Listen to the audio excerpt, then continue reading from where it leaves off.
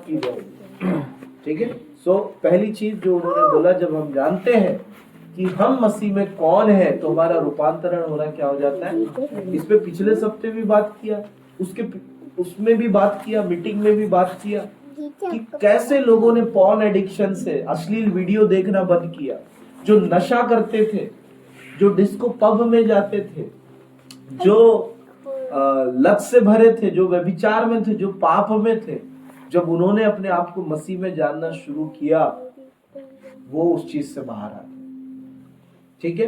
बिना बहुत बड़ा संघर्ष किए हुए, सिर्फ क्या था, उन्होंने सीधे मन से ये जानना शुरू किया कि हम मसीह में। वो टेढ़े लोग हैं जो बाइबल में बताया गया है ना। भजन संहिता कितने में पढ़ रहे थे? 92 के 5 में पढ़े ना, हे यहोवा तेरे काम क्या ही बड़े हैं।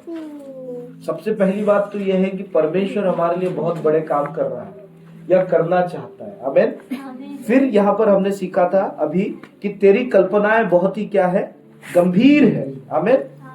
तेरी कल्पनाएं बहुत ही क्या है, मतलब वो जो सोच रहा है, कल्पना किसको बोलते हैं? जो वो सोच रहा है, जो वो विचार रहा है, जो वो कल्पना कर रहा है, बहुत गंभीर है। हमें इंग्लिश में इस प्रकार से लिखा गया है, person does not know not does a fool understand this. Amen.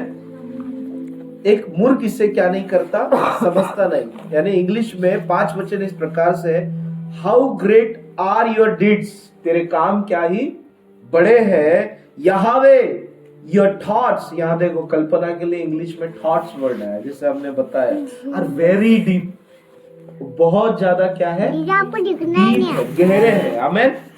Hallelujah. पशु समान मनुष्य इसको नहीं समझ। तो थिंक कि अगर आप और मैं भी अगर नहीं समझेंगे तो हमारी तुलना पशु से की जाएगी कि उसके गहरे विचार को, उसकी गहरी कल्पना को जो नहीं समझता, वो पशु में आता है। हालेलुया। और पशु इसी धरती तक है। हालेलुया। फिर आगे हम देखते हैं, और मूर्ख इसका विचार ही नहीं करता। When the wicked sprout like the grass, and even when all the wilders thrive, still they are doomed the eternal destruction. Hallelujah. खैर ये तो 7 वचन के लिए था। 6 वचन के लिए ये है कि पशु समान मनुष्य इसे नहीं समझता और मूर्ख इसका विचार नहीं करता। तो क्या हम मूर्ख हैं जो हम विचार नहीं करना चाहते, परमेश्वर के राज्य को खोजना नहीं चाहते, हम समझना नहीं चाहते, उसके गहरे विचार और कल्पना को नहीं समझना चाहते? मैं तो बोलता हूं हमें उसी पर मन लगाना चाहिए, क्योंकि हमें ये दुनिया छोड़ करके क्या करना है, जाना है। हालेलुया। अधिक अधिक हमें उसकी ओर ध्यान देना चाहिए। कोई मूर्ख होगा जो यहाँ सब समेटना चाहे और उसके बाद वो इस दुनिया से निकल ले। हालेलुया। हालेलुया। हालेलुया। तो जितना हो सकता है हम खुदा के कल्पना, उसके थॉट को जो कि गहरे है, वेरी डीप है, उसको हम समझने की क्या करें, कोशिश करें। आमेन। आमेन। तो ये यहाँ पर एक बात बताई गई है कि हम उसको समझें। सो आगे हम चलेंगे। फिर हमने देखा था, हाँ, मृत्यु का कारण अपराध और पाप है। पाप किसे कहा गया? जो चाहे जानबूझकर किए गए हो या न किए गए हो। और अपराध चेतावनी देकर बताए जाने के विरुद्ध करना, ये अपराध। फिर हमने देखा कि उद्धार न मानने वाले सभी लोग वो है जो आज्ञा ना मानने वालों के पुत्र है और उन्हें शैतान से सामर्थ मिलती है। हम शारीरिक रूप से भ्रष्ट और दोषी थे। फिर हम देखते हैं कि मन की अभिलाषा में लिप्त हो जाना उतना ही बर्बादी लाता है जितना कि शरीर की अभिलाषा में। कर लेना ही पाप नहीं, पर कल्पनाओं के समंदर में गोते लगाना भी पाप है। फिर हमने देखा था कि मनुष्य, इफिसियों 2:3 इस पद में कि मनुष्य मतलब किसके द्वारा, मनुष्य के 3 शत्रुओं का वर्णन हमने देखा, संसार, शैतान और शरीर। परिवर्तन को लाने वाला परमेश्वर है, कोई दूसरा ऐसा नहीं कर सकता है। परमेश्वर की पहचान ये है कि वह दया का धनी है, हम दंड के भागी है, फिर भी हम पर उसने दया की। वह स्वयं को हमारे लिए क्रोध को कंट्रोल करता है, क्योंकि ये अनुग्रह का समय है, पर एक समय आने जा रहा है जहाँ पर वो अपने क्रोध को भी उंडे लेगा। फिर हमने देखा कि why God's love is great, परमेश्वर का प्रेम महान क्यों है? क्योंकि परमेश्वर का प्रेम उसके चुकाए गए दाम के कारण बड़ा है। वो जिससे प्रेम रखता है उस पर अनमोल धन की वर्षा करता है। वह जिनसे प्रेम करता है अपवित्र और अयोग्य है, फिर भी उनसे वो प्रेम रखता है। हम अभागे थे, हम दुर्दशा में थे और परमेश्वर के विरोध में थे, फिर भी पिता ने हमसे प्रेम किया और मसीह ने हमारे लिए हमारे रूप में प्रतिनिधित्व भूमिका निभाई। फिर हमने देखा कि अनुग्रह ही से, विश्वास ही से अनुग्रह के द्वारा हमारा उद्धार हुआ है। जिस दंड के हम लायक थे वह हम पर ना होना, ये दया है, ये हमें एक्सप्लेन किया गया था। फिर हम देखते हैं कि अनुग्रह यह पूरी रीति से बिना किसी बंधन से हम पर प्रेम करता है, जो परमेश्वर नहीं है। मृत्यु और दंड हमारे पीछे छूट गए और हम इस वर्तमान युग में मसीह में छुड़ाए गए हैं। हम स्वर्गीय स्थानों में बिठाए गए हैं। पिता ऐसा ही हमें देखते हैं। मसीह की सारी पदवियां हमारी है। हमें इसके लिए गंभीर इसीलिए होना चाहिए क्योंकि हमें इस दुनिया से जाना है। इसका अर्थ ये है कि स्वर्ग पाठशाला होगी हमारी, परमेश्वर हमारा शिक्षक होगा, उसका अनुग्रह हमारा सीखने का विषय होगा, हम विद्यार्थी होंगे और पाठशाला की अवधि अनंत काल की होगी। ये भैया ने थोड़ा एक्सप्लेन किया था। परमेश्वर ही सब कुछ जानता है, हम उसके बराबर सब जानेंगे यह संभव नहीं है। खुद परमेश्वर हमें उद्धार देने के लिए पहल करता है। तो उद्धार की सरल योजना हमें बताई गई 3 स्टेप में कि उद्धार उन्हें दिया जाता है जो उसके योग्य नहीं है। हमारा उद्धार हुआ है, हम अनंत जीवन की भेंट को विश्वास के द्वारा प्राप्त करते हैं और हमारा जो उद्धार है वो बस एक मोमेंट की बात है कि जिन बातों को वचन में बोला गया है हम वैसे ही दिखाई देना शुरू हो जाएंगे उस एक पल के बाद। जो कमजोर है और निर्बल है उन्हें खुदा की जरूरत है, निश्चित ही बुद्धिमानी को नहीं परंतु मूर्खों को, ऐसे लोगों को परमेश्वर की आवश्यकता है। फिर हमने देखा परमेश्वर का दान उद्धार है जो विश्वास के द्वारा अनुग्रह से मिलता है। उद्धार सबके लिए है, लोग कर्मों से और विश्वास से, दोनों से संसार के उदाहरण के द्वारा भैया ने बताया था कि पाना चाहते, परंतु उद्धार केवल और केवल विश्वास से है। यदि हम कर्मों से उद्धार पाते तो स्वयं उद्धारकर्ता ठहरते, अपने लिए स्वयं की आराधना करते जैसे आज हम देखते हैं संसार में, परंतु ये मूर्ति पूजा है जिसके लिए परमेश्वर ने मना किया है। तो विश्वास से ही हमारा उद्धार है। फिर हमने देखा प्रभु पर विश्वास लाना घमंड करने का कारण नहीं, अर्थात मसीह में जिसमें हमें घमंड करना चाहिए, जिसके विषय में बाइबल कहती है वो तो है ही, परंतु प्रभु पर विश्वास लाना ये एक बुद्धिमानी का कदम है। फिर हमने देखा इफिसियों 2:10 उद्धार का परिणाम नया जन्म पाया हुआ व्यक्ति परमेश्वर की कृति है। ये उद्धार का परिणाम है, एक नया जन्म पाया हुआ व्यक्ति परमेश्वर की कृति है। फिर हमने देखा नई सृष्टि का उद्देश्य क्या है। यद्यपि ये सत्य है कि हमने भले कामों के द्वारा उद्धार नहीं पाया, परंतु ये उतना ही सत्य है कि हमारा उद्धार भले कामों के लिए हुआ है और हम भले कामों के लिए सृजे गए हैं। भले काम जड़ नहीं पर उद्धार का फल है। हम इसलिए भले काम नहीं करते कि उद्धार पाए, पर इसलिए कि हमने उद्धार पाया है, इसीलिए भले काम करते रहे। याकूब 2:14 से 26 तक। फिर हमने देखा मसीह विश्वास के द्वारा तुम्हारे हृदय में बसने पाए। दिस इज आवर बेसिक, यह प्रभु का क्रम है, ये प्रभु का क्रम है। विश्वास, उस विश्वास के द्वारा उद्धार पाने के बाद भले काम और भले कामों के बाद प्रतिफल। फिर हमने देखा हमारी जिम्मेदारी है ये कि हम उसकी योजना को जो हमारे लिए है पहचाने और उसके अनुसार चले। हमें स्वयं के लिए कोई दूसरी योजना बनाने की जरूरत नहीं है। पहला कदम यदि पाप हो, फिर एक स्टेप बताया था मैंने, अभी भी समय नहीं हुआ। पहला कदम यदि पाप हो तो अंगीकार करके त्याग दे उसको, वचनों के द्वारा अध्ययन करें, योजना जानने के लिए कि आपके लिए परमेश्वर की योजना क्या है और जो सेवा आपके लिए दी गई है, रखी गई है, उसका लाभ उठाए जो सामने आए। मसीह का लहू और उसके लोगों का लहू कीमती है। बी प्राउड कि हम परमेश्वर की संतान हैं। आमीन। तो अब आपसे एक्सप्लेनेशन आगे आकर के देना, कोई भी जो एक्सप्लेनेशन देगा, ठीक है। और तुम तो पूरा बुक ही लिख डाला। Hallelujah, great, very good, hallelujah. हम उसके लिए ताली बजा देंगे। Very good. मेरे को तो पूरा प्रचार ही याद आ गया मेरा। हालेलुया, मतलब बहुत सुंदर। आमेन। तो किताब लिख सकते हो भविष्य में, मेरा भी नाम डालना। हालेलुया, बोलो यीशु प्रभु की जय। ये सब सिखाया मैंने। हालेलुया, और खुदा ने। आमेन। तो पहले लिखना ग्लोरी टू गॉड एंड सागर भैया। हालेलुया, बोलो यीशु प्रभु की जय। तो प्रभु आप सबको आशीष दे। ये डोर लगा दो ना यार, वो बच्चों को बाहर ही रख दो, पूरे डोर लगाओ। ये कोने बाहर बुलाओ बच्चों को अंदर।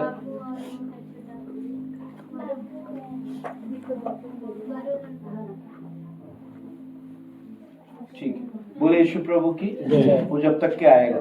सो हमने ये पाठ देखा था। आगे सभी अच्छा, बाबू तुम क्यों रुका है भाई? बुला कर दोगे अंदर बैठे यार, उठना नहीं इधर से। लाओ लकड़ी किधर है? बैठ जाओ उधर। किधर बैठना है? कहाँ बैठना है? जल्दी आओ, जल्दी आओ।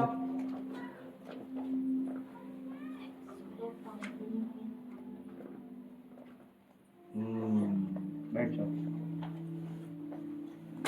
उधर कहाँ? मैं इधर हूँ, इधर। हाँ ठीक है, इन्हीं के साथ लिखो, थोड़ा पढ़ाई करो। बोले यीशु प्रभु की ये पढ़ते लिखते रहे चलेगा, बाहर नहीं चाहिए, अंदर चाहिए। हालेलुया।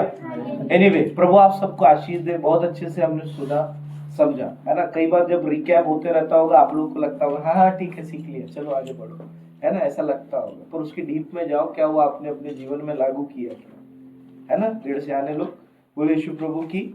थोड़े शब्द कठोर रहते हैं कभी कभी मेरे, तो झेल लेना मुझे। अगर आप वैसे नहीं है, देखो मैं मीटिंग में भी, वचन में भी पाखंडी, है ना, जैसे यीशु चिल्लाते थे अल्प विश्वासी, दिखाने वाले लोग, तो मैं भी चिल्लाने लगा। तो जो अब मुझे कौन क्या पता कि कौन पाखंडी और कौन अच्छा है ना। मैं किसी पे उंगली करके पाखंडी नहीं बोल रहा हूँ, मैं सबको बोल रहा हूँ। अब सब में जो पाखंडी नहीं है वो अपने सिर के ऊपर से जाने दो, है ना। जैसे मैंने अभी आलेख को बोला कुत्ता, वो कुत्ता है क्या? वो कुत्ता है क्या? उसको बुरा लगना चाहिए? नहीं लगना चाहिए क्या? कुत्ता उसके ऊपर से गया, ठीक है। पर सही में वो अगर कुत्ते जैसा करता है तो उसको सोचना चाहिए, उसको सोचना चाहिए। तो जब मैं बोलता हूं सबको ऐसा लगता है मेरे को तो नहीं बोल रहे, मैं आपको नहीं बोल रहा, मैं सबको बोल रहा हूँ। एक एक को बिठा के नहीं डांट सकते हम। आपके घर देखने के लिए नहीं आते हम लोग ना, 6 दिन 7 दिन में एक बार मिलते, तो सबके लिए प्रचार है। तो टेढ़ा है वो सीधा हो जाए, और जो सीधा है वो और सीधा हो जाए। हालेलुया। तो कभी कभी शब्द हम ऐसे यूज करते हैं, तो कभी कभी आप लोग उसको लेना, आप लोग वैसे नहीं है तो जाने दो, खत्म करो। पर अगर आप ऐसे हैं तो जिसके लिए इसने सर के ऊपर से जाने दो। अगर आप वैसे नहीं है तो सिर के ऊपर से जाने दो, और अगर आप वैसे हैं तो सिर के अंदर आने दो, ताकि आपका सिर क्या हो जाए, ठीक हो जाए। आमीन। तो कभी कभी मैं अगर इस्तेमाल करूं तो मैं ये मत समझना आपके लिए बोल रहा हूं, मैं बोल रहा हूं, आप नहीं हो तो हमें में जाने दो। हालेलुया, बोले यीशु प्रभु की जय। तो जब कोई प्रचारक बोले ए पापी, तो अगर आप पापी नहीं है, हाँ बाजू वाले को बोल रहा हूँ हालेलुया, मैंने तो क्या पा लिया, उद्धार पा लिया। बोले यीशु प्रभु की हालेलुया। कोई बोला पाखंडी, वो भी वो होगा, मैं तो नहीं हूँ। हालेलुया, क्योंकि हम ऐसा कोई दिखावे का जीवन जी रहे, है ना। यूहन्ना बोलता है हमारा मन हमको हियाव देता है जब हम सीधे तरीके से खुदा के साथ जीवन जीते हैं। आमीन। सो जब भी रिकैप हो आप लोग ध्यान धर करके सुने, और जो लोग पिछले सप्ताह नहीं रहते उनको भी थोड़ा पता चल जाता है कि भाई पिछले सप्ताह क्या बात हुई थी, थोड़ा एक हिंट मिल जाती है, ठीक है। और जो सबसे अच्छा लिखता है उसका फोटो वोटो लेकर आप लोग अपना भी लिख लो। हमें 24 में और पेन नोटबुक के लिए शक्ति रहेगी। हालेलुया, पेन नोटबुक और बाइबल, ठीक है। तो हम इसी विषय में आगे बढ़ते हैं, who we are in Christ और who am I in Christ. हम कौन है और मैं कौन हूं। आमीन। सुनो, उसी का रिकैप लेते हुए, हालेलुया, शांति से बैठ करके सुनो। ऐसी आदत नहीं है आप लोगों को मैं डलवा रहा हूँ धीरे धीरे, हालेलुया।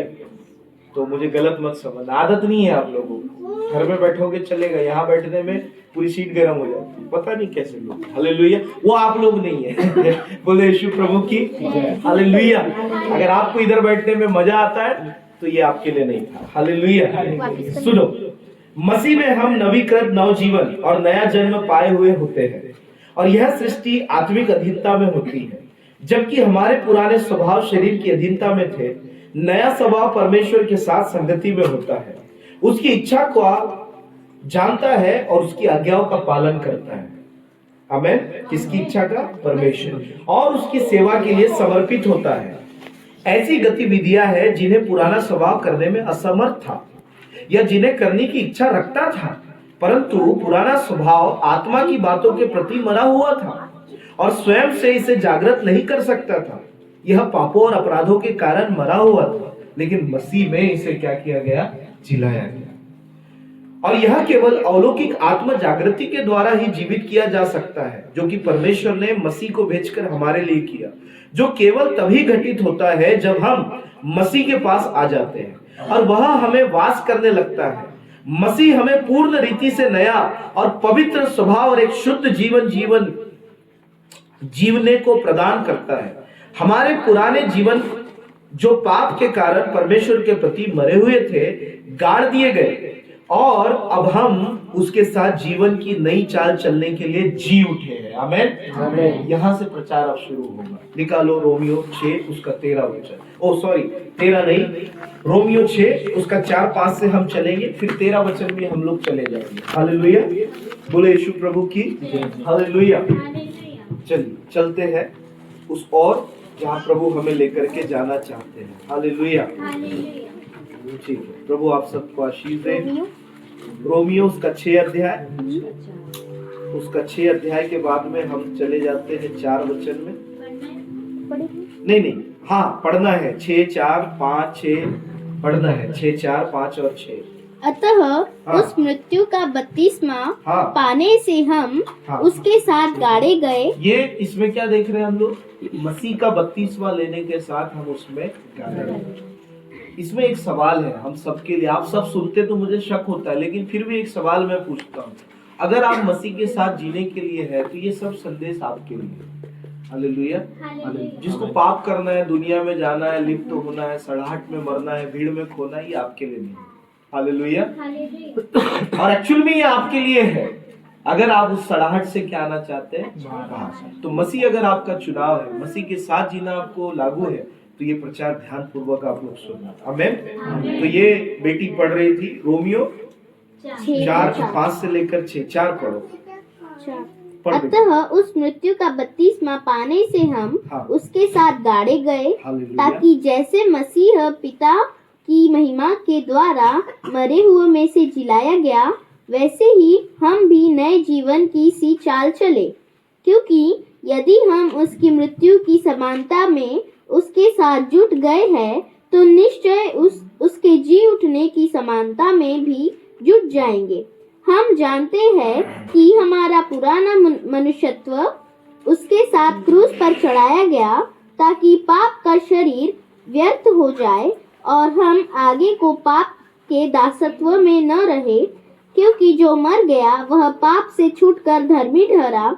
इसलिए यदि हम मसीह के साथ मर गए, तो हमारा विश्वास यह है कि उसके साथ जिएंगे भी, क्योंकि यह जानते हैं कि मसीह मरे हुए में से जी उठकर फिर मरने का नहीं, उस पर फिर मृत्यु की प्रभुता नहीं होने की।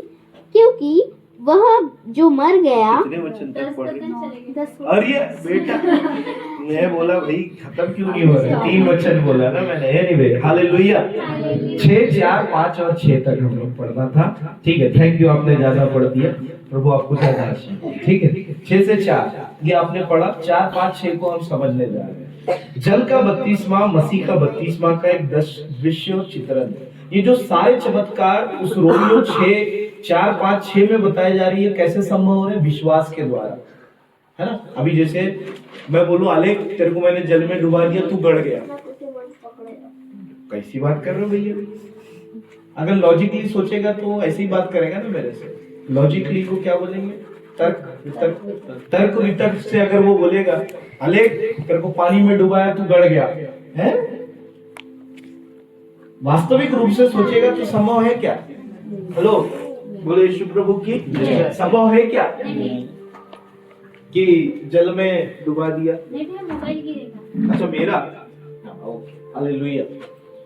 बोले यीशु प्रभु की जय। संभव है क्या? वो बोलेगा गाड़ दिया, सुन अब तू जो पानी से बाहर आएगा ना, मसीह तेरे अंदर जी रहा है, वो ढूंढेगा किधर है मेरे भाई मसीह। लॉजिकली संभव दिख रहा है ये सब? क्योंकि मसीह भी नहीं दिखता, वो कौन सा पानी है वो भी नहीं दिखता, कुछ समझ नहीं आता। एक्चुअल में हमको, इसीलिए मैं बोल रहा हूँ, विश्वास से बुलाया गया है। कैसे? विश्वास। ये सारे चमत्कार होने वाले हैं, हम बदल जाएंगे, हम मिलेंगे बादलों पर। कैसे? विश्वास। यहाँ पर अगर वचन से मैं किसी व्यक्ति को बोलूं जो तर्कशील है, जो लॉजिकली सोचते हैं, क्या है भी ये, गाड़ दिए, उठा दिए, जिला दिए, बिठा दिए, ये नहीं समझ रहा हम। हालेलुया है? मैं तो वही हूँ, कहाँ गाड़ा गया, कहाँ जी उठा, कहाँ बैठा, मेरे को कुछ भी दिखाई नहीं दे रहा। बोलेगा नहीं बोलेगा? तो ये उनके लिए है जो खुदा के वचन पर क्या करते हैं, विश्वास। ये चमत्कार है। और बुलाने वाले को ऐसी तो रोटी गोली देकर के थोड़ी बुलाया जा रहा है कि तू आ जा, ये सब संभव हो जाए। उसको समझाया जा रहा है कि मसीह यात्रा ही एक विश्वास की क्या है। क्या आप इस यात्रा को करने के लिए क्या है, तैयार है? क्या इस यात्रा का आप जीवन लेने के, आनंद लेने के लिए क्या है, तैयार है? हालेलुया। तो आपको समझ में आया, सारा बेस क्या है हमारा, विश्वास। और विश्वास नहीं तो कुछ नहीं। हालेलुया। कोई स्वर्ग नहीं, कोई नरक नहीं, कोई प्रभु नहीं। हालेलुया। और विश्वास है तो ये सब आपके लिए और मेरे लिए। आमीन। तो जब आप किसी को खुदा में आमंत्रित करें, पहली instruction, that journey is journey of faith. Hallelujah. ये विश्वास की क्या है, यात्रा है। और इसमें बहुत मजा आता है, बड़े बड़े वादे देखने को मिलते हैं। आमीन। हाँ, मैं तुझे अपने साथ आनंद में क्या रखूंगा, सदा साथ रखूंगा। देखिए, जो जितने पुनरुत्थान के भागी है वे उस मसीह के साथ क्या करेंगे, राज्य करेंगे। ये विश्वास में बड़ा अच्छा लग रहा है। इधर तो मैं कुछ भी नहीं हूँ, हालेलुया। मैं इधर एक हाउस वाइफ हूँ, हालेलुया। मैं इधर बर्तन धो रही हूँ, हालेलुया। लेकिन उधर मैं क्या करूंगा, राज्य करूंगा, हालेलुया। इधर मैं कोई मंत्री नहीं, पर उधर हम, ये विश्वास से देखने में क्या है, आनंद ही आनंद है। हालेलुया। इसलिए वो बोलते हैं ना, आनंद ही मेरे यीशु के, पाप मेरा क्षमा हुआ, श्राप मेरा निकल गया यीशु के रक्त। नया जीवन यीशु में, कृपा जीवन यीशु में, पवित्र आत्मा। हालेलुया। बोले यीशु प्रभु की। समझा ना? लॉजिक से कोई खुदा के साथ नहीं चल सकता, एक ही वे है, विश्वास के साथ। आमीन। तो जिसको भी आमंत्रित करो, बोलना मैं विश्वास की बातें आपको बताता हूँ, आप विश्वास से लेना। हालेलुया। इतना डीप नहीं समझा ना, ये गाड़ा गया, जीरा उठा, पहले ही भग जाएगा, समझ में आ जाएगा। तो ये आप सबका खाना है, इसलिए अपन संडे को किसी को अलाउ नहीं करते। हालेलुया। ये आप लोगों के लिए है। उसको एकदम बेसिक से लेके जाना, हवा आदम से और भी, बस उसको बोलना ये यात्रा क्या है, विश्वास। मैं बोलूंगा आदम आपको दिखेगा, बोले नहीं, तो विश्वास से सुनो, बोलना दिखना क्या हो जाएगा, शुरू हो जाएगा। मैं बोला आपके बाजू में बंदर है, बोले नहीं, आप विश्वास से देखो, दिखना शुरू हो जाएगा। हालेलुया। तो ऐसा उसको थोड़ा आप समझाना। बोले यीशु प्रभु की जय। चलेंगे 4, 5, 6 में? हाँ चलो, बोले यीशु प्रभु की जय। हालेलुया। मैं यहाँ इसलिए रुक गया था ताकि आप भी विश्वास बने। जो बेसिक टीचिंग हमको पहले मिलनी चाहिए थी, वो इन समयों में हम सीख रहे हैं। हालेलुया। तो प्रभु का धन्यवाद। आमीन। आमीन। जल का बपतिस्मा, आप विश्वास से सुनो और इसमें अपने आप को डालो। ये आपके लिए है, तो ये सोचना कि ये मैं हूँ, ये मेरे बारे में बात हो रही है। हालेलुया। कैसे? विश्वास। हालेलुया। चलो चलते हैं। जल का बपतिस्मा मसीह के बपतिस्मा का एक दृश्य चित्रण है। यह इस बात को दर्शाता है कि विश्वासी मृत्यु के अंधकार के जल में डुबाया जा रहा है प्रभु यीशु मसीह के व्यक्तित्व में, और यह मसीह के नए मनुष्य तत्वों को भी दर्शाता है जो नए जीवन की चाल चलने के लिए जी उठता है। शब्दों पे ध्यान देना। एक प्रकार से विश्वासी जब बपतिस्मा लेता है, हालेलुया, तो वह अपने पुराने मनुष्य तत्व की दफन क्रिया में भाग लेता है। आमेन। किस पे भाग गया उसने? जो आदम से उसको पुराना मनुष्य तत्व, पाप का जो मनुष्य तत्व मिला था, उस विधि में उसने अपने आप को लेकर के आया। आमेन।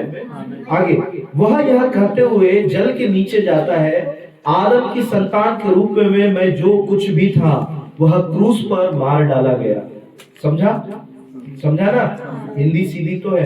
हाँ, जल से बाहर यह कहते हुए आता है कि अब मैं जीवित न रहा, हमें आगे चलेंगे। प्रेरित यह कहते हुए आगे बढ़ता है कि मसीह का पुनरुत्थान हमारे लिए यह संभव बनाता है कि हम नए जीवन की सी चाल चले। वह कहता है कि मसीह पिता की महिमा के द्वारा मरियों में से जिलाया गया। इसका अर्थ सीधे सीधे यह है कि परमेश्वर की सभी ईश्वरीय सिद्धांतों, उसकी धार्मिकता, उसका प्रेम, उसका न्याय इत्यादि की यह मांग थी कि प्रभु को जिलाए। आमेन। मसीह का जीवन उठना बहुत जरूरी था। आमेन। उद्धारकर्ता के व्यक्तित्व की उत्तमता के प्रकाश में यह परमेश्वर के चरित्र के अनुरूप नहीं होगा कि वह उद्धारकर्ता को कब्र में ही छोड़ दे। परमेश्वर ने उसे जिला दिया, और चूंकि हम मसीह के साथ उसके पुनरुत्थान में पहचानने हालेलुया हालेलुया एकत्रित किए जाते हैं, अतः हम नए जीवन की सी क्या चले? चाल चले। पहले आप आदम स्वभाव में थे, अब आप मसीह स्वभाव में। आप उसके साथ दफन किए गए और आप उसके साथ जिलाए गए। जैसे मसीह पाप के लिए, पाप को लेकर मरा, वैसे हम जब बपतिस्मा लेते हैं तो हम भी पाप के साथ क्या हो जाते हैं? मर जाते हैं। लेकिन मसीह के लिए हम क्या उठते हैं? जी उठते हैं। Hallelujah hallelujah. 5 वचन। जिस तरह से हम मसीह की मृत्यु की समानता में उसके साथ जुड़ गए हैं, तो हम निश्चय है कि उसके जी उठने की समानता में भी जुड़ जाएंगे। उसकी मृत्यु की समानता विश्वासियों को बपतिस्मा में पानी से नीचे जाना दर्शाता है। मसीह की मृत्यु में उसके साथ वास्तविक एकीकरण 2000 वर्ष पहले हुआ था, परंतु बपतिस्मा उस घटना की एक समानता है जो उस समय घटित हुई थी। हम न सिर्फ पानी के भीतर जाते हैं, पर हम पानी से बाहर भी आते हैं, और यह उसके पुनरुत्थान की समानता है। यद्यपि यह सही है कि समानता में वाक्यांश मूल पाठ में इस पद के दूसरे हिस्से में नहीं पाया जाता, परंतु अर्थ का पूर्ण करने के लिए इसे यहाँ पर जोड़ना आवश्यक है। जिस तरह से हम मसीह के साथ उसकी मृत्यु की समानता में जुड़ गए हैं पानी में डूबकर, उसी तरह से हम उसके साथ उसके जी उठने की समानता में भी जुड़ गए हैं। आमेन। पानी से बाहर आकर। Hallelujah hallelujah hallelujah. 6 वचन है ना। हम बपतिस्मा में यह अंगीकार करते हैं कि हमारा पुराना मनुष्य मसीह के साथ क्रूस पर क्या कर दिया गया? चढ़ाया गया। हमारा पुराना मनुष्य तत्व इस बात को दर्शाता है कि हम आदम की संतान थे। हमारा पुराना बुरा नया न बनाया गया जीवन और उसके साथ साथ हमारी आदतें और लालसाएं, मन फिराव के समय हमारा पुराना मनुष्य तत्व उतार दिया गया और नया मनुष्य तत्व पहनाया गया। जिस प्रकार से रद्दी हो चुके वस्त्रों को उतार कर नया बेदाग वस्त्र पहना जाता है, कुलिसियों 3:9-10 के अनुसार हमारा गंदा वस्त्र उतार कर हमें बेदाग, मतलब ऐसा वस्त्र जिसमें कोई दाग, वो हमें पहना गया। Amen hallelujah. कलवरी पर पुराना मनुष्य तत्व क्रूस पर चढ़ा देने का अर्थ है कि पाप का शरीर अधिकार से वंचित कर दिया गया है।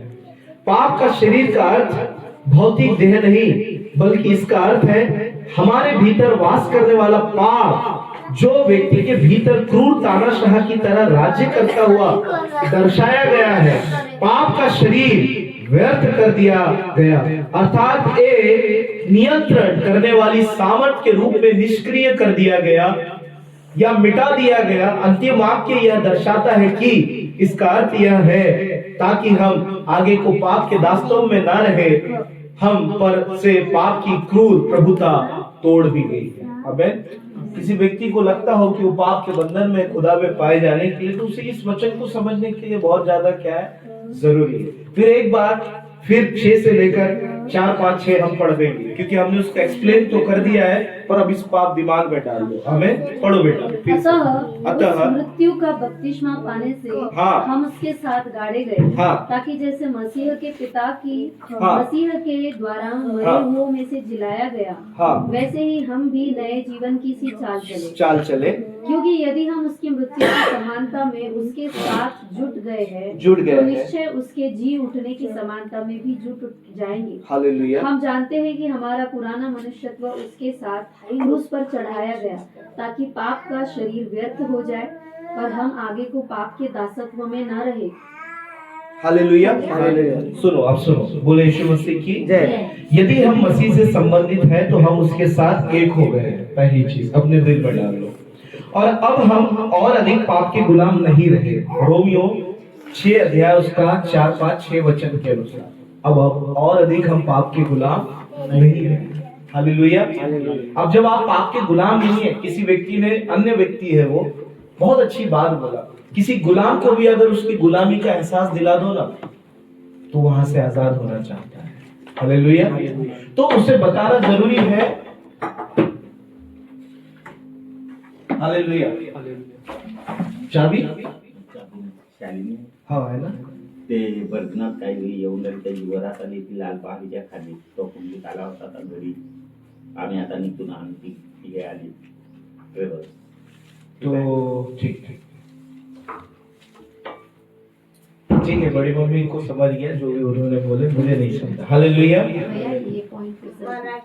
मैं फिर से रिपीट कर रहा हूँ ताकि डिस्ट्रैक्शन ना हो। सुनो, ध्यान से सुनो, ये आपके लिए और मेरे लिए।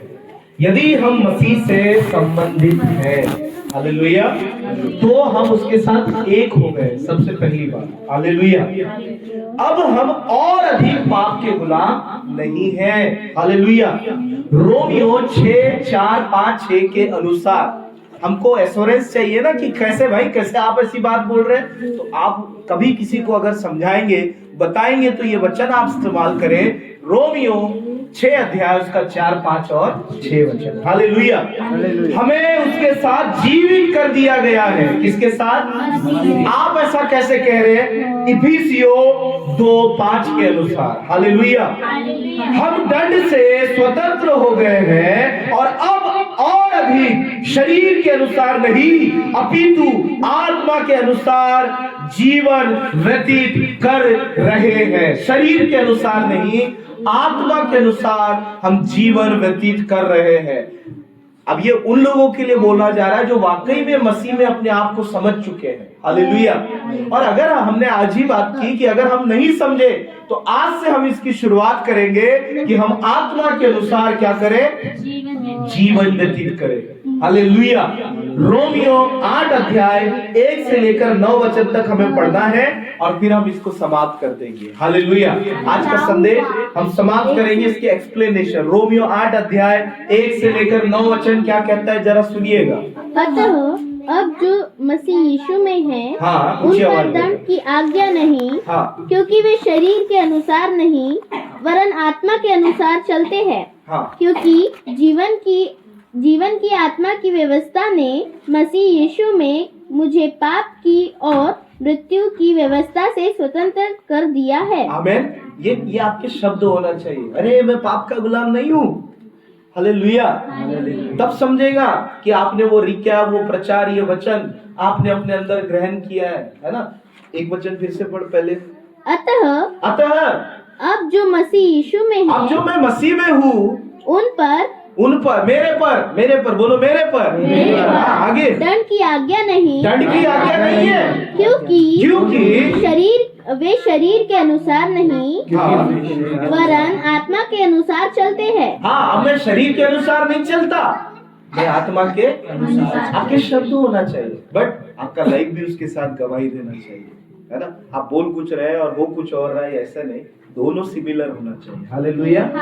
आगे, क्योंकि जीवन की आत्मा की व्यवस्था ने मसीह यीशु में मुझे पाप की और मृत्यु की व्यवस्था से स्वतंत्र कर दिया। क्योंकि जो काम व्यवस्था शरीर के कारण दुर्बल होकर न कर सकी, उसको परमेश्वर ने किया। अर्थात अपने ही पुत्र को पापमय शरीर की समानता में और पाप बलि होने के लिए भेजकर शरीर में पाप पर दंड की आज्ञा दी। किसके शरीर में? मसीह के शरीर में दंड की आज्ञा दी। आगे, इसलिए कि व्यवस्था की विधि हम में जो शरीर के अनुसार नहीं वरन आत्मा के अनुसार चलते हैं, पूरी की जाए। आमेन। क्योंकि शारीरिक व्यक्ति शरीर की बातों पर मन लगाते हैं, परंतु आध्यात्मिक आत्मा की बातों पर मन लगाते हैं। आमेन। शरीर पर मन लगाना तो मृत्यु है, परंतु आत्मा पर मन लगाना जीवन और शांति है। क्योंकि शरीर पर मन लगाना तो परमेश्वर से बैर रखना है, क्योंकि न तो परमेश्वर की व्यवस्था से अधीन है और न ही हो सकता है, और जो शारीरिक दशा में है वे परमेश्वर को प्रसन्न नहीं कर सकते। हालेलुया। जो शारीरिक दशा में है। और एक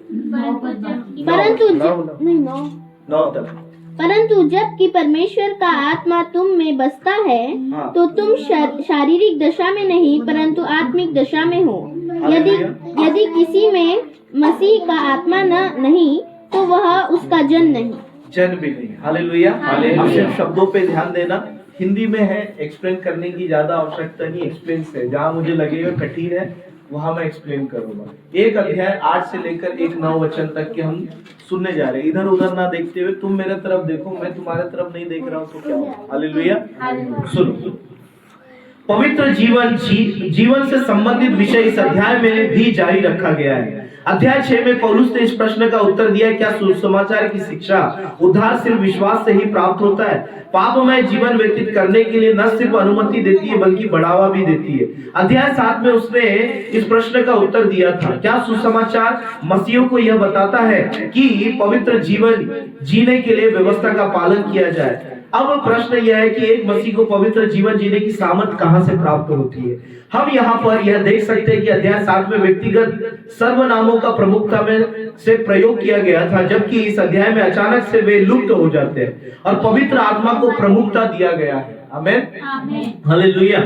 इस स्थल को समझने के लिए एक महत्वपूर्ण कुंजी है। हम विजयी अपने सामर्थ में नहीं परंतु उस पवित्र आत्मा की सामर्थ से प्राप्त कर सकते हैं जो हमारे भीतर क्या करता है? वास करता है। आमेन। हालेलुया। बोले यीशु मसीह की। एक व्यक्ति है गोल्डन ने पवित्र आत्मा के द्वारा उपलब्ध कराई जाने वाली 7 प्रकार की सहायता की सूची तैयार की है।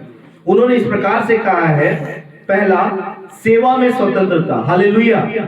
दूसरा, सेवा के लिए सामर्थ। जो सेवा हम कर रहे हैं उसके लिए पवित्र आत्मा हमको क्या देती है? आजादी देती है। दूसरा, सेवा के लिए हमको सामर्थ देती है। तीसरा, पाप पर विजय प्राप्त करने के लिए पवित्र आत्मा हमारी क्या करता है? सहायता करता है। चौथा, सेवा में मार्गदर्शन। जो सेवा हम कर रहे हैं या जिस आत्मा में हम चल रहे हैं, प्रभु का पवित्र आत्मा हमारी अगुवाई करता है। और कितना हो गया? चौथा। पांचवा, पुत्र की गवाही। खुदा हमारे द्वारा उस मसीह को ऊंचा करता है, हम उसकी गवाही देने लग जाते हैं। कब? जब पवित्र आत्मा हम में से बात करता है। हालेलुया। छठवा, सेवा में सहायता। बोले यीशु मसीह की। और यह 8वां, प्रार्थना में सहायता। 7वां, प्रार्थना में हमें क्या? सहायता। ये 7 बातें खुदा के दास हमको बता रहे कि पवित्र आत्मा हमारी सहायता करता है। अब 1 से लेकर के 9 वचन तक हम समझेंगे, उस पर ध्यान दें। निराशा और पराजय की तराई से निकलकर अब पौलुस प्रेरित विजय के एक ऊंचे स्वरों की ऊंचाई पर चढ़ जाता है। हालेलुया। हम 6 अध्याय में देखते हैं कैसे हम मारे गए, गाड़े गए, जी उठाए गए। बेटा तू ये डोर लगा। हालेलुया। कड़ी लगा। तो बोले यीशु प्रभु की। हालेलुया। तो पौलुस हमको अब उच्च स्तर पर लेकर के जा रहा है। ये जो अध्ययन हम कर रहे हैं ना, जब एक एक वचन पढ़ते हैं और जब मैं यहाँ से आपसे बात कर रहा हूँ तो आपको एक एक वचन समझ में आ रहा हो। जैसे आप घर पे पढ़ते होगे तो शायद ऐसा ना समझ में आए। हालेलुया।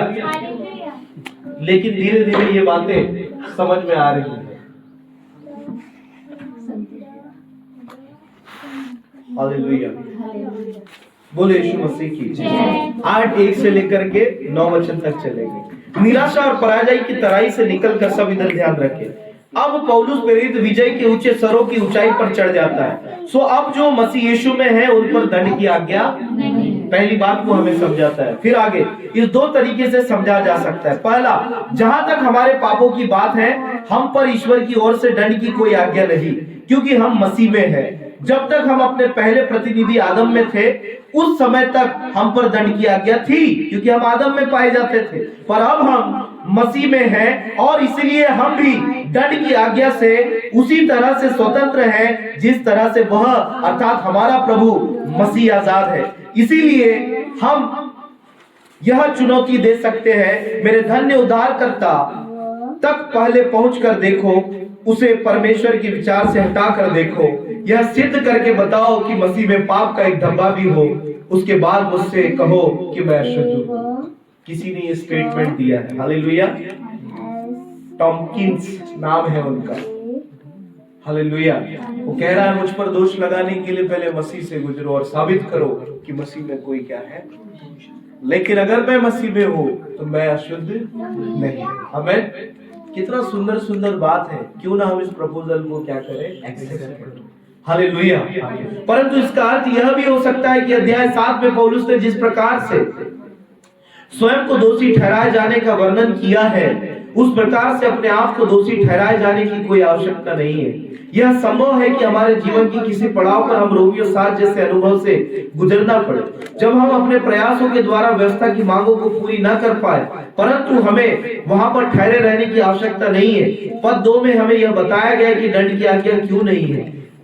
8 और 2 वचन, 8 का 2। जीवन की आत्मा की व्यवस्था ने मसीह यीशु में हमें पाप की और मृत्यु की व्यवस्था से क्या कर दिया है, स्वतंत्र कर दिया। हमें वचनों पर नजर गड़ाना, फिर मेरी तरफ देखना, फिर वचन में देखना, फिर वचन पे आना। हमें अब जब मैं एक्सप्लेन करूं तो मेरी और बात ध्यान देना। ये 2 विपरीत नियम या सिद्धांत है। पवित्र आत्मा का सबसे प्रमुख सिद्धांत यह है कि एक विश्वासी को पवित्र जीवन जीने की सामर्थ प्रदान करे। हमारे भीतर बसे पाप का प्रमुख सिद्धांत यह है कि हमें यह मृत्यु की ओर खींचे। यह गुरुत्वाकर्षण के नियम के समान है। जब हम किसी गेंद को ऊपर की ओर फेंकते हैं तो यह वापस नीचे गिर जाती है, क्योंकि इसका वजन इसके द्वारा विस्थापित की गई हवा के वजन से अधिक है। एक जीवंत पक्षी का वजन भी उसके द्वारा विस्थापित की गई हवा के वजन से अधिक होता है। परंतु जब हम इस पक्षी को हवा में उछाल देते हैं तो यह उड़ जाती है। इस पक्षी में जीवन का सिद्धांत गुरुत्वाकर्षण के सिद्धांत पर हावी हो जाता है। इस प्रकार पवित्र आत्मा प्रभु यीशु मसीह के पुनरुत्थित जीवन को उपलब्ध कराता है, जिससे कि विश्वासी पाप की और मृत्यु की व्यवस्था से स्वतंत्र होकर आजाद कर दिया जाता है। आमीन। 3 वचन। व्यवस्था कभी भी लोगों में अपनी मांगों को पूरी नहीं करवा सकी, परंतु जहां व्यवस्था असफल हुई वहां अनुग्रह सफल हो गया। आइए देखिए कैसे। आमीन। व्यवस्था कहां से आई थी? मूसा से। कितनी आज्ञाएं थी? 10, लेकिन पूरे 5 तोराह में अगर बात की जाए 613 आज्ञा थी। कितनी? 613। उन 613 आज्ञाओं से मसीह ने हमें क्या कराया? आजाद करा। व्यवस्था पूरा 28 में आज्ञा मानने की आशीष है और न मानने की आशीष है। वचन में बताया गया कि अगर तुम यह आज्ञा नहीं मानोगे तो तुम बीमार होगे, तुमको कैंसर होगा, तुम्हारे बच्चे अंधे और अपाहिज पैदा होगे और 4 पीढ़ी तक ये श्राप क्या करता रहेगा? आता रहेगा। पर अगर तुम आज्ञाओं को मानोगे तो तुम्हारे खेत, तुम्हारी संतान, तुम नगर में हर एक जगह पर क्या रहोगे? धन्य रहोगे। ये क्या थी? व्यवस्था थी। तो हम जो बोलते हैं ना कि मसीह ने हमें श्रापों से आजाद किया, तो वो श्राप कौन से थे? इसी व्यवस्था के श्राप, कि तुम्हें कैंसर होगा, तुम्हें बवासीर होगा, तुम्हें बड़े बड़े फोड़े होंगे। इस प्रकार की आज्ञा ना मानने की दुष्परिणाम आपको व्यवस्था 28 अध्याय के अंदर में मिल जाएंगे। पर अगर तुम उसकी आज्ञाओं को मानोगे तो तुम क्या पाओगे? आशीष पाओगे। हालेलुया। लेकिन ये मांग थी व्यवस्था की, पर हम देखते कि व्यवस्था मांग करके भी उसे पूरा, तब भी लोग पाप करते थे और वो अपने पापों में मरते थे। लेकिन अनुग्रह है और अनुग्रह ने हमें इन सब चीजों से क्या दी? आजादी। हालेलुया। तो वही यहाँ पर बताया गया कि व्यवस्था कभी भी लोगों से, वही रहे बेटा, वही बैठ जाओ, खुलते रहे। हालेलुया। लोगों से अपनी मांगों को पूरी नहीं करवा सकी। व्यवस्था मांग करती थी, अगर तुम ऐसा करोगे तो ही आशीष मिलेगी, नहीं करोगे तो नहीं मिलेगी। लोग उसे करने में असफल थे।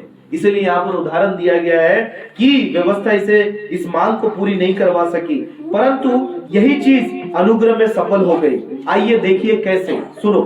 व्यवस्था पवित्र जीवन उत्पन्न न कर सकी क्योंकि यह शरीर के कारण दुर्बल थी। आमीन। शरीर इतना सक्रिय नहीं था कि वो सारी आज्ञाओं पर चल सके। हालेलुया।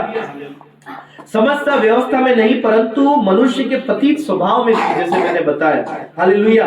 व्यवस्था उन लोगों से बोलती थी जो पहले से ही पापी थे। आमीन। हालेलुया। और जिनके पास व्यवस्था का पालन करने की सामर्थ्य नहीं थी, परंतु परमेश्वर ने हस्तक्षेप करते हुए अपने ही पुत्र को पाप में शरीर की समानता में भेजा। हालेलुया। ध्यान रखें कि प्रभु यीशु मसीह पाप में शरीर में नहीं आया, परंतु पाप में शरीर की समानता में आया। हालेलुया। समानता में आया, एक मनुष्य का रूप धारण करके आया। समझ में आ रहा है? वो पाप का शरीर लेकर नहीं आया, उस शरीर की समानता में आया। हालेलुया। क्योंकि वो तो पवित्र था, उसने कोई पाप नहीं किया। पहला पत्रस उसका 2 और उसके 22 वचन में लिखा है वो पाप से अज्ञात था। दूसरा कुरिन्थियों 5 अध्याय उसके 21 वचन में लिखा है और उसमें कोई पाप नहीं था। पहला यूहन्ना 3:5 में ये लिखा है, परंतु मनुष्य के रूप में संसार में आकर वह पाप में मनुष्य की समानता में हो गया। हालेलुया। आपके लिए और मेरे लिए। बोले यीशु मसीह की, बोले यीशु मसीह की। हालेलुया। आपके बलिदान के रूप में मसीह ने शरीर पर पाप की दंड की आज्ञा, हालेलुया, दी। वह न सिर्फ हमारे द्वारा किए गए पापों के लिए मरा, पहला पत्रस 3 अध्याय उसका 18 वचन, परंतु हमारे पापी स्वभाव के लिए भी मरा। आमीन। हालेलुया। क्या हुआ? आपको बाहर बैठना है? नहीं, उन लोग और आएंगे तो कौन आएगा? बंद रखो उसको। आप इधर बैठो, आप उठ करके मत जाइए। जो इधर बैठो, आप यहाँ बैठो, आप उधर बैठो। ये है खोलने लगाने के लिए, उधर बैठ बेटा चेयर लगा करके। हालेलुया। वही मेरी माता, वही मेरे भाई, मेरे प्रभु के वचन को मानते हो और मैं भी यीशु में हूँ, तो थोड़ा स्वभाव तो आएगा ना। हालेलुया।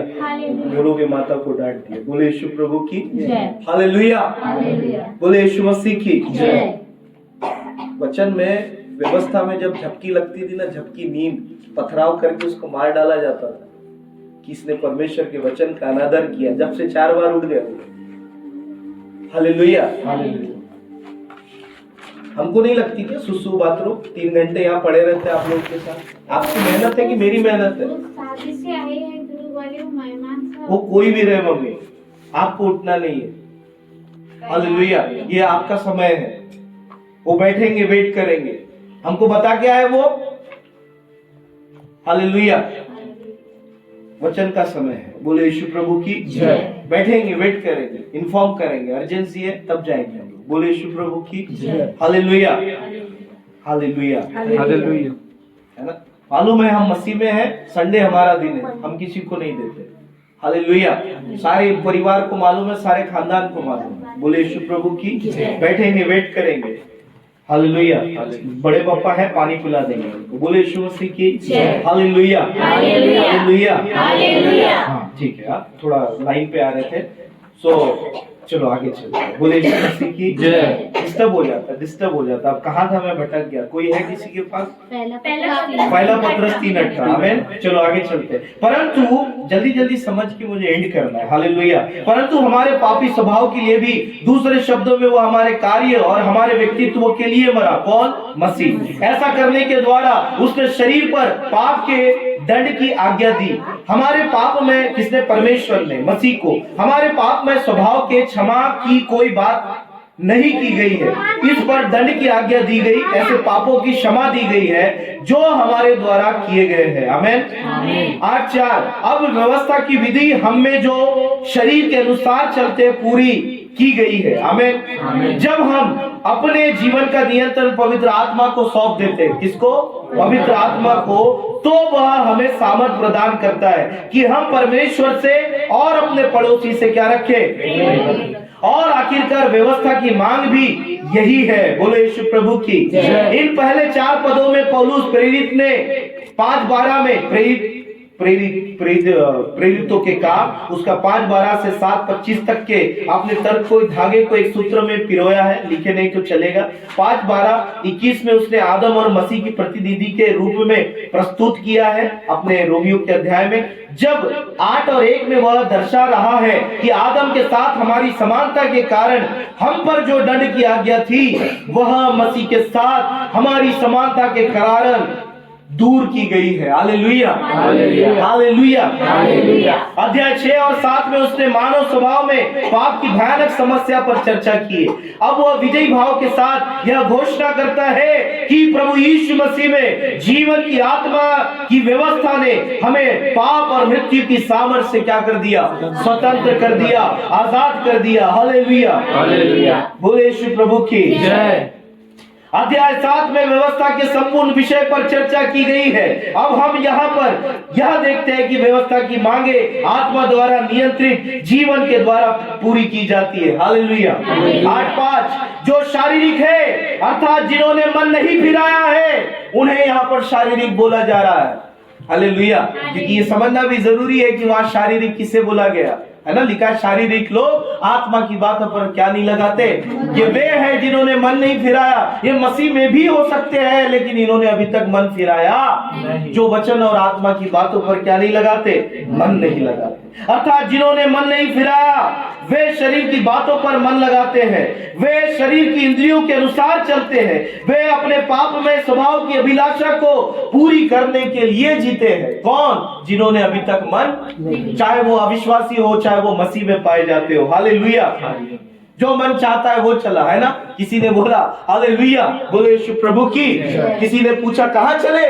बुद्धिमान ने उत्तर दिया जहां पाँव ले चले। हालेलुया, जहां पाँव। वो बुद्धिमान उससे ज्यादा बुद्धिमान निकला। बोले पाँव ही ना रहे तो वो चुप ही हो गया। हालेलुया, नहीं समझा? बोले यीशु प्रभु की। हालेलुया, जहां पर क्या ना रहे, पाँव ही ना रहे। तो दुनिया ऐसी है जिधर मन चला, जिधर पाँव चला उधर मैं चला। हालेलुया। वे अपनी अभिलाषा में जीते, जैसा मन चाहता है वैसा करने की इच्छा करते, पर सम हमारे मन का, हमारे हृदय का भी खतना हुआ है। आमेन, आमेन। सो हमको अपने आप का इनकार करना है कि जिधर मन चला, पाँव चला, मैं चला, वो नहीं। जिधर यीशु चला मैं उधर चला, क्योंकि मैं उसका चेला। हालेलुया, बोले यीशु प्रभु की। हालेलुया। चलो जल्दी से आगे चलेंगे। परंतु जो आध्यात्मिक है अर्थात सच्चे विश्वासी है वे मांस और लहू से ऊपर उठकर अनंत काल की बातों के लिए जीते हैं। क्या आप तैयार हैं? वे परमेश्वर के वचन, प्रार्थना, आराधना और मसीह सेवकाई में अपना समय बिताते हैं, अनाप शनाप बातों में नहीं। कौन? जो आत्मिक है। काय में बिताते समय? वचन, प्रार्थना, आराधना और मसीह सेवकाई और संगति में। हालेलुया। पूरा छोड़ छाड़ के आने के लिए नहीं बोला, उसके बाद जो समय मिलता है खुदा उसमें आपको मसीह संगति में होने के लिए बोलता है। आमीन। आज का 6 वचन करीब है हम लोग। शरीर की बातों पर मन लगाना अर्थात पतित स्वभाव की ओर झुकना मृत्यु है। जहां तक वर्तमान आनंद और अंतिम नियति की बात है यह मृत्यु है। इसमें मृत्यु की सारी संभावनाएं हैं। यह विष के ओल्ड डोज के समान है। परंतु आत्मा पर मन लगाना जीवन और शांति है। परमेश्वर का आत्मा जीवन की गारंटी है कि जीवन सचमुच में परमेश्वर के साथ शांति और चैन का क्या है? जीवन, ना केवल इस जहान में परंतु उस अनंत राज्य में भी। आमीन। 8 के 7 में हम लोग आ गए हैं। शरीर पर मन लगाना मृत्यु है, क्योंकि ऐसा करना परमेश्वर से क्या रखना है? बैर रखना है। तो इसीलिए मैं चला उधर जिधर पाँव चला, मन चला नहीं, जिधर मेरा विचार चला, पर मैं इधर जाऊंगा जिधर यीशु चला। हालेलुया। एक पापी व्यक्ति परमेश्वर का विद्रोही है। हालेलुया। और वहां उसके बैरी के रूप में सक्रिय है। हालेलुया। यदि इसके लिए कोई प्रमाण चाहिए तो यह प्रभु यीशु मसीह को क्रूस पर चढ़ाए जाने की घटना से स्पष्ट रूप से देखा जा सकता है। हालेलुया। शारीरिक मन परमेश्वर की व्यवस्था के अधीन नहीं है। यह स्वयं की इच्छा को पूरी करना चाहता है, परमेश्वर की इच्छा को नहीं। यह स्वयं अपना स्वामी बनना चाहता है, परमेश्वर की प्रभुता के आगे झुकना नहीं चाहता। इसका स्वभाव ही ऐसा है कि यह परमेश्वर की व्यवस्था के अधीन नहीं रह सकता। न सिर्फ इसमें परमेश्वर की ओर से झुकने की प्रवृत्ति नदारद है, बल्कि इसमें ऐसा करने की सामर्थ भी नहीं। शरीर परमेश्वर के प्रति मृत है।